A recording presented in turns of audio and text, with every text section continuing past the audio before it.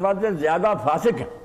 یہ فاسق کیوں بنتے ہیں؟ اللہ پاک فرماتا ہے فَقَسَتْ قُلُوبَهُمْ، ادھر سے واپس آتا ہوں میں کہ دل سخت ہو جاتے ہیں. انسان کے اندر صرف ایک چیز ہے جو خیر و شر کا منبع ہے، وہاں سے نیکی اور بدی جنم، وہ قلب ہے، دل. قلب کیا ہے؟ دماغ سوچتا ہے، دل سوچتا ہے. یہ ویسے سائنسدان اور یہ کرتے ہیں.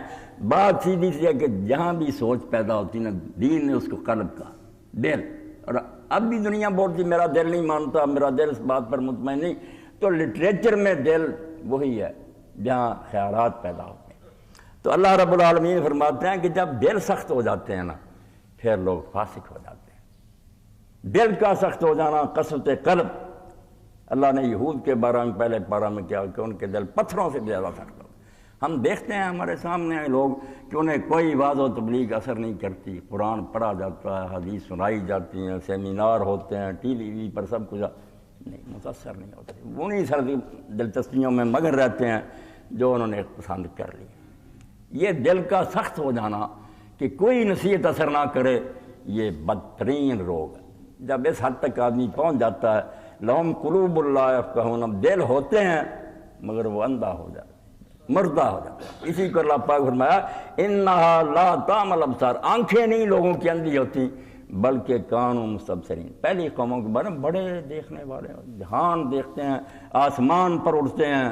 لوگ کہتے ہیں ان سے بڑا دانشور کون ہے، ترقی یافتہ، مگر دل اندھے ہو جاتے ہیں. وَلَٰكِن تَعْمَى الْقُلُوبُ الَّتِي فِي الصُّدُورِ، دل اندھی، کسی نیکی کی بات کو وہ نہیں سنتے، ان کے اندر اس کا اثر نہیں ہوتا.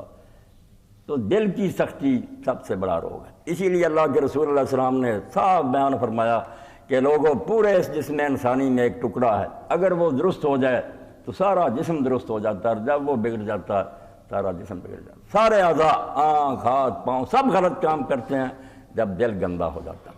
اور اللہ کے رسول اللہ علیہ وسلم نے اس بارے میں بھی وضاحت فرمائی، بڑی پیاری مثال دی کہ دل کی مثال ایک بوتل کی ہے اور اس پر دو کیفیں لگے ہوئے ہیں، سمع اور بصر، کان اور آنکھیں. ان سے جو سنتے اور دیکھتے ہوئے جاتا اندر. پاکیزہ باتیں سنتے ہو تو اچھا مواد جمع ہوتا رہتا، دل طیب اور پاک ہوتا. اگر گندی باتیں سنتے ہو، گندے مناظر دیکھتے ہو، پھر دل گندا ہو جاتا. اور دل جب گندا ہو جاتا ہے نا، اس کا پھر کوئی علاج نہیں.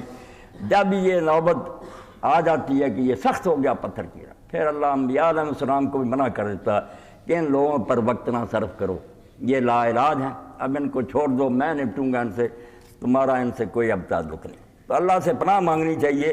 اسی لیے رسول کریم علیہ السلام اللہ سے دعائیں کرتے تھے، اسألک قلبا سلیما، میں تندرست دل سے تجھ سے مانگتا ہوں، دل نہ بیمار ہو جائے. یہ دعا ہے اللہ کے رسول علیہ السلام کی. تو دل کے بارے میں دین نے بار بار مطلب کیا کہ اس کی فکر کرو. اگر اس میں کوئی خرابی آ رہی ہے تو جلدی علاج کی کوشش کرو، ورنہ اگر یہ سخت ہو گیا، اس پر مہر لگ گئی، پھر تم لا علاج ہوگی، پھر جہنم ہی تمہارا ٹھکانہ ہے. بالکل انبیاء اور رسل بھی سارے بے بس ہو جائیں، کوئی علاج نہیں کر سکے گا. تو قسوت قلب جو ہے نا، اس کے بارے میں اللہ فرماتا ہے یہ کیوں پیدا ہوتی، یہ دل کیوں سخت ہو جاتے ہیں، اس کا یہ ذکر کیا وَلَا يَكُونُوا كَالَّذِينَ أُوتُوا الْكِتَابَ مِنْ قَبْلُ فَطَالَ عَلَيْهِمُ الْأَمَدُ، ان لوگوں کی طرح نہ ہو جاؤ جن کو تم سے پہلے کتاب دی گئی تھی اور بڑا لمبا زمانہ گزر گیا پیغمبروں کو سمجھاتے، مگر ان کے دل سخت ہو جائے. واضح و نصیحت سن سن کر اس سے اثر نہ لینا، ٹال جانا، بہانے بنا لینا، یہ وہ جرم ہے جس کے نتیجہ میں ایک دن پھر وہ دل جو ہے نا مردہ ہو جاتا، اندھا ہو جاتا، کوئی نہیں سیکھتا. اس لیے اللہ رب العالمین نے بنی اسرائیل کی مثال دی کہ موسیٰ علیہ السلام ان میں رہے، بہت عرصہ رہے، یہ لوگ ساتھ چلتے پھرتے رہے، معجزات دیکھتے رہے، تورات سنتے رہے، متاثر نہیں ہوئے، جس سے ان کے دل اللہ پاک فرماتا سخت ہو گئے. اور اب تم دیکھتے ہو کہ ان یہود میں سے زیادہ بدماش ہیں، فاسق ہیں. تو اللہ کہتا یہی حال تمہارا نہ ہو جائے، ایسا نہ کرو. اللہ کا کلام سنو، رسول کی حدیث سنو تو کانوں سے سنو، متوجہ ہو کر سنو. اللہ تعالیٰ شاید تم پر رحم کرے، تمہارے دلوں میں اس کا اثر ہو جائے. اس کے لیے فرمایا گیا کہ پھر قسوت قلب سے نجات پانے کے لیے ضروری ہے کہ قلب میں خشوع پیدا ہو جائے. علاج کیا؟ نتیجہ فسق ہے کہ انسان کرپٹ ہو جاتا ہے. کیوں ہوتا ہے؟ دل سخت ہو جاتا ہے. دل کی سختی کا علاج فرمایا خشوع، کہ دل جو ہے نا نرم ہو جائے، اس میں خوف خدا سما جائے، عاجزی آ جائے، وہ اپنی حقیقت پر غور کرے کہ میں کچھ نہیں تھا، پھر ختم ہو جاؤں گا، چند دن کے لیے ہوں، کیوں اپنا وقت ضائع اور برباد کروں. تھوڑی سی زندگی میں غلط کام کر کے ہمیشہ کے لیے جہنم کا ایندھن کیوں بنوں؟ لذکر اللہ وما نزل من الحق، اللہ نے جو یاد دہانی کی ہے، ذکر سے مراد یہ بھی ہوتا ہے کہ ہم اللہ کو یاد کریں، مگر ایک اللہ نے بھی یاد کیا ہمیں، جس کو اللہ کی کتابیں کہتے ہیں۔ اللہ پاک فرماتا ہے انا نحن نزلنا الذکر وانا لہ لحافظون، یہ ہم نے یاد دہانی، ریمائنڈر بھیجا تمہاری طرف، یہ میں نے تمہیں یاد کیا، تمہیں نصیحت کی ہے۔ اور اسی کو اللہ کے رسول علیہ السلام کو حکم ہوتا ہے کہ تم، اللہ قرآن اتارنے والا اور وہ اس کی حفاظت کرنے والا، اور یہ بھی لکھا وَلَقَدْ كَتَبْنَا مِن بَعْدِ الذِّكْرِ، ہم نے فِي الزُّبُورِ مِن بَعْدِ الذِّكْرِ، ذکر کے بعد ہم نے تورات میں لکھ دیا تھا۔